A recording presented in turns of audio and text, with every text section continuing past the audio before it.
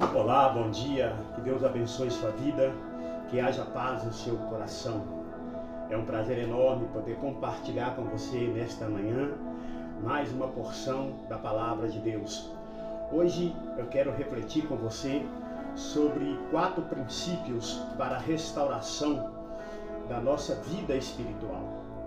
Quando nós lemos o texto bíblico, nós entendemos que ele tem como objetivo trazermos luz ao nosso conhecimento para que nós possamos nos relacionar com Deus de uma maneira que agrade a Ele segundo a sua palavra.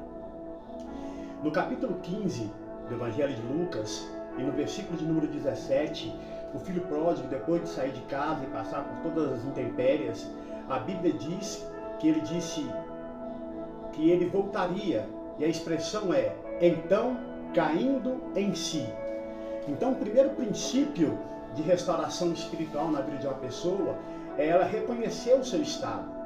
A Bíblia diz em Apocalipse capítulo 2, verso 5, lembra-te, pois, de onde caístes, arrepende-te e volte à prática das primeiras obras. A Bíblia Sagrada diz em Lamentações, no capítulo 3, verso 21, quero me trazer à memória somente aquilo que pode me dar esperança. Então, a primeira coisa é reconhecer o nosso estado, reconhecer como estamos, reconhecer como está a nossa relação com Deus, com a igreja e com as pessoas à nossa volta de uma forma em geral.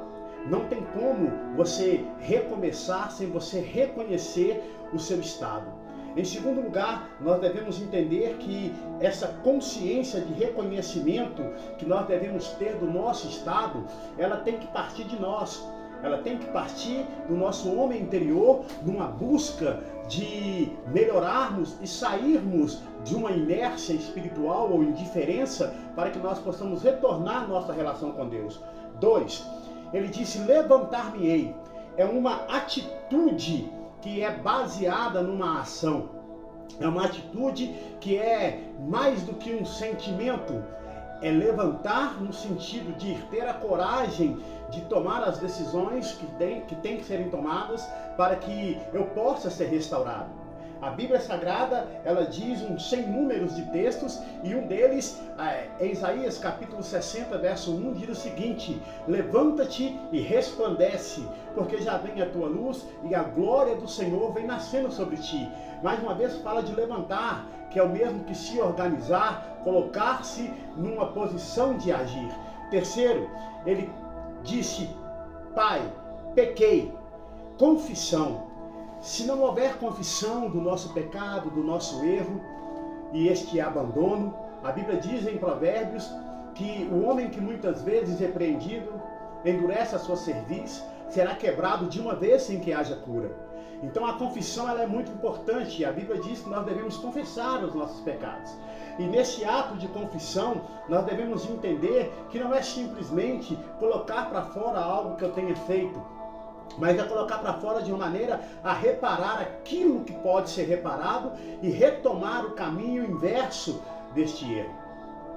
Esse é o terceiro ponto da nossa restauração espiritual. E quarto ponto, que é o princípio de honra, né? Ele entendeu que ele não era digno da posição de filho. Não há nada em nós que não venha de Deus. Toda boa dádiva, todo dom perfeito vem do Pai das luzes, em quem não há mudança de tempo nem sombra de variação. Se há alguma coisa boa em nós, foi o próprio Deus que colocou. A Bíblia diz que a graça dele nos basta porque o seu poder se aperfeiçoa na fraqueza. A Bíblia Sagrada diz, vinde a mim todos vós que estáis cansados e sobrecarregados, e eu vos aliviarei. Então tudo é dele, por ele e para ele. Não há nada em nós bom o suficiente que possa fazer com que agrade a Deus, a não ser aquilo que ele mesmo faz e projeta em nós. Porque ele opera muito mais do que aquilo que pedimos ou pensamos. Reflita nisso e que Deus abençoe sua vida nesse dia. Um grande abraço.